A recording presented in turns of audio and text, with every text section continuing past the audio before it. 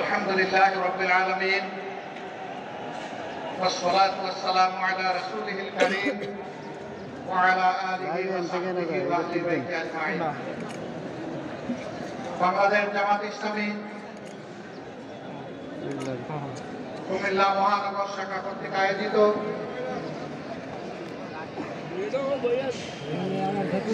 আজকের এই বিশাল কর্মী সম্মেলনের সম্মানিত সভাপতি মহানগরী আমির কেন্দ্রীয় কর্ম পরিষদ সদস্য জনাব কাজী দীন মোহাম্মদ, মঞ্চে বসা কুমিল্লা মাটি ও মানুষের নেতা বাংলাদেশ জামাত ইসলামী কেন্দ্রীয় নায়েবে আমির,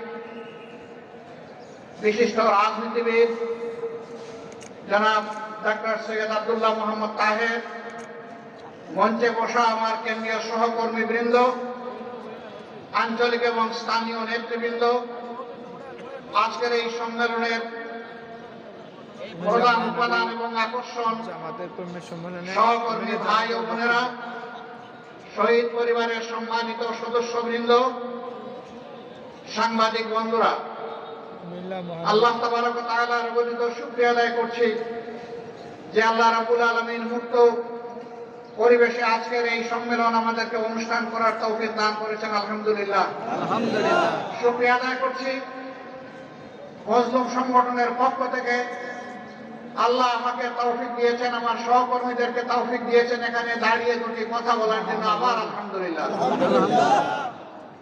আমরা গভীর ভালোবাসা, কৃতজ্ঞতা এবং সম্মান জ্ঞাপন করছি 2006 সালের 28 অক্টোবর থেকে শুরু করে 2024 সালের 5ই আগস্ট পর্যন্ত ধারাবাহিকভাবে ফ্যাসিস্টদের হাতে জীবন দিয়ে যারা দুনিয়া থেকে বিদায় নিয়েছেন তাদের প্রতি, তাদের সাথে রাস্তায় নেমে সমানতালে লড়াই করে যারা পঙ্গুত্ব বরণ করেছেন তাদের প্রতি আমি গভীর সম্মান প্রদর্শন করছি। যারা জীবন দিয়ে দুনিয়া থেকে বিদায় নিয়েছেন আল্লাহ তাআলা তাদের শাহাদাতকে কবুল করুন। যারা পঙ্গু হয়েছেন রব্বুল আলামিন তাদেরকে সুস্থতার নিয়ামত দান করুন। সম্মানিত ভাই ও বোনেরা, আমরা যেমন দেশের ভিতরে থেকে স্বৈর শক্তির বিরুদ্ধে লড়াই করেছি একের পর এক ধারাবাহিকভাবে, ঠিক বিদেশে অবস্থান করে সারা বাংলাদেশের প্রবাসীরাও আমাদের সাথে সমানতালে লড়াই করেছেন। আজকে দেশের ভিতরে যারা লড়াই করেছেন তাদের জন্য প্রিয় সংগঠনের পক্ষ থেকে আমি লাল গোলাপটুকু উপহার দিচ্ছি। প্রবাসে থেকে যারা লড়াই করেছেন তাদের জন্য আরেকটি লাল গোলাপ উপহার দিচ্ছি। এই দুই গোলাপের সমন্বয়ে বাংলাদেশে আর স্বাধীনতার স্বাদ পাচ্ছে। সুতরাং স্বাধীনতার সকল যোদ্ধাদেরকে আমার পক্ষ থেকে সেলিউট। দেশের ভিতরে যুদ্ধ করে আমরা অনেকেই জীবন দিয়েছেন, অনেকে মৃত্যুবরণ করেছেন, অনেকে হাজার মামলা নিয়ে, শত মামলা গলায় নিয়ে দফায় দফায় জেলে গিয়েছেন। আদালতের আঙ্গিনা বিরোধী দলের কর্মীদের দখলে ছিল। মঈন ফখরুদ্দিনের 2 বছর, পরবর্তী স্বৈর শাসনের আরো 15.5 বছর। এই 17.5 বছর জাতির জন্য শ্বাসরুদ্ধকর একটা পরিবেশ ছিল। মানুষ শান্তিতে বসবাস করতে পারেনি। দেশপ্রেমিক জনগণকে, দেশপ্রেমিক ভিন্ন বাহিনীকে এই সময় ধ্বংস করা হয়েছে। আমরা লক্ষ্য করেছি আওয়ামী লীগ ক্ষমতায় বসে 2009 সালের 10 জানুয়ারি ক্ষমতায় হাতে নিল। তারপরেই আমরা দেখি 1 মাসের মাথায় তৎকালীন বিডিআরের সদর দপ্তর ঢাকার পিলখানায় 57 জন চৌকস দেশপ্রেমিক সেনা অফিসারকে তারা হত্যা করল, তাদের পরিবারের সদস্যদেরকে হত্যা করলো। নির্মমভাবে হত্যা করার পর লাশগুলা ড্রেনের মধ্যে ভাসাই দিল। কিছু লাশ তারা গোপন করে ফেললো। রাতের আধারে হত্যাকাণ্ড সংগঠিত করে আলো নিভিয়ে খুনিদেরকে পিলখানা থেকে বের হয়ে যাওয়ার নিরাপদ রাস্তা তৈরি করে দিল। দুইটা তদন্ত কমিশন হলো, একটা করলো সেনাবাহিনী, আরেকটা করলো সরকার। সেই তদন্ত কমিশনের কিছুই জনগণকে জানতে দেওয়া হলো। কারণ সরসায় যদি বুথ থাকে, বুথ ছাড়াবে কে? সেদিনকার প্রধানমন্ত্রী বিডিআরের কতিপয় সদস্যকে এনে আদর করে তাদের সাথে বসলেন, তাদের সকল দাবি দাওয়া মেনে নিলেন। ওদিকে সেনাবাহিনীকে তাদের সহকর্মীদেরকে সাহায্য করার রাস্তা বন্ধ করে রাখলেন, বললেন আমি দেখছি। দেখতে দেখতে সব শেষ হয়ে গেল। সেনাবাহিনীর রিপোর্টটি জাতির জানা দরকার ছিল, কারণ তাদের সহকর্মীদেরকে কারা হত্যা করেছে সবার থেকে তাদের বেশি জানার কথা,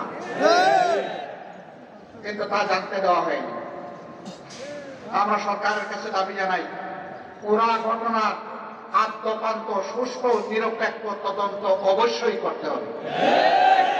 কারণ এই দুর্ঘটনার মধ্য দিয়ে আমাদের দেশপ্রেমিক সেনাবাহিনীর মনোবলকে ধ্বংস করা হয়েছে, মিডিয়াকে খতম করা হয়েছে।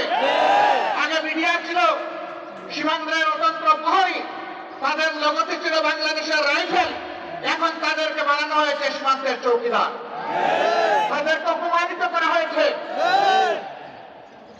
এরপরেই তারা পরের বছর আঘাত দিয়েছে আরেক দেশপ্রেমের বাস্তব নমুনা। তিলে তিলে বাংলাদেশে যারা অন্যায়ের সাথে কখনো আপোষ করেনি, দেশের স্বার্থ নিয়ে কারোর সাথে মাথা নত করেনি, সেই বাংলাদেশ জামাতে ইসলামের উপর ষড়যন্ত্র করে জামাতে ইসলামের নেতৃবৃন্দকে হত্যা করা হয়েছে। প্রিয় সম্মানিত বন্ধুগণ,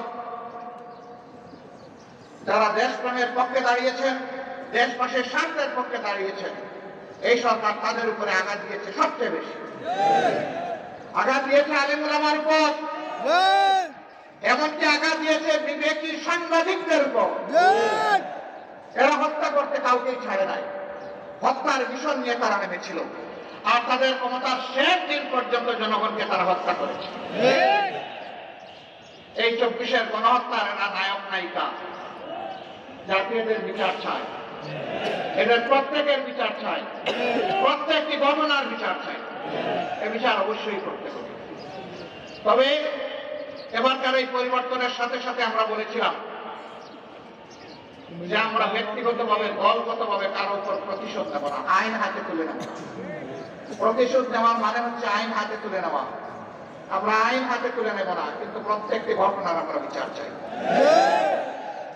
এ বিচার যদি না হয়, তাহলে বিচারহীনতাই সন্ত্রাসীদেরকে আরো সন্ত্রাস করার শক্তি যোগাবে। আমরা কি বাংলাদেশে আবার সন্ত্রাস দেখতে চাই? যদি সন্ত্রাস দেখতে না চাই, তাহলে অবশ্যই বিচার হতে হবে।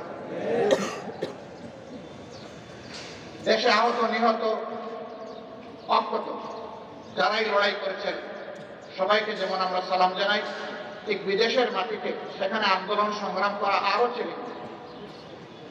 আমাদের লোকেরা প্রবাসে সেখানে আন্দোলন করতে গিয়ে জেলে গিয়েছে, তাদের বিরুদ্ধে মামলা দিয়ে তাদেরকে শাস্তি দেওয়া হয়েছে। এখনো বিদেশের বিভিন্ন জেলে বাংলাদেশের সেই আন্দোলনকারী জনতা রয়ে গেছে। আমরা সরকারের কাছে দাবি জানাই, অবিলম্বে তাদের মুক্তির ব্যবস্থা করে সম্মানের সাথে হয় তাদের কর্মস্থলে সেখানে ফিরিয়ে দিন, অথবা বাংলাদেশে সম্মানের সাথে ফিরিয়ে আন। এই যুদ্ধে দেশের সমস্ত মিডিয়া তারা চাইলেও সত্যের পক্ষে সত্য করে দাঁড়াতে পারেনি। দুই একটা মিডিয়া যারা দাঁড়ানোর দুঃসাহস দেখিয়েছে, তাদেরকে ঠান্ডা করা হয়েছে, দমন করা হয়েছে, তাদের উপর নির্যাতন চালানো হয়েছে। কিন্তু বিদেশ থেকে আমাদের মিডিয়া যোদ্ধারা সমান তালে তারা যুদ্ধ করেছে। আমি তাদের সকলকে সম্মান জানাই। আপনাদের কুমিল্লার একজন সন্তান, তিনি সেই যুদ্ধ করা শুরু করেছিলেন 15.5 বছর আগে, এখনো তিনি যুদ্ধ অব্যাহত রেখেছেন। তাকে হয়তো আপনারা অনেকে জানেন, অনেকে জানেন না। এই কুমিল্লার দক্ষিণ সদরেই তার বাড়ি। সাইফুর রহমান সাগর, তিনি ফেজদা পিপুলের পরিচালক। এখনো দেখবেন ভারতীয় আগ্রাসনের বিরুদ্ধে তার মিডিয়ায় সবচেয়ে বেশি সোচ্চার, এবং তিনি উলঙ্গ করে দিচ্ছেন আসলে কারা সাম্প্রদায়িক।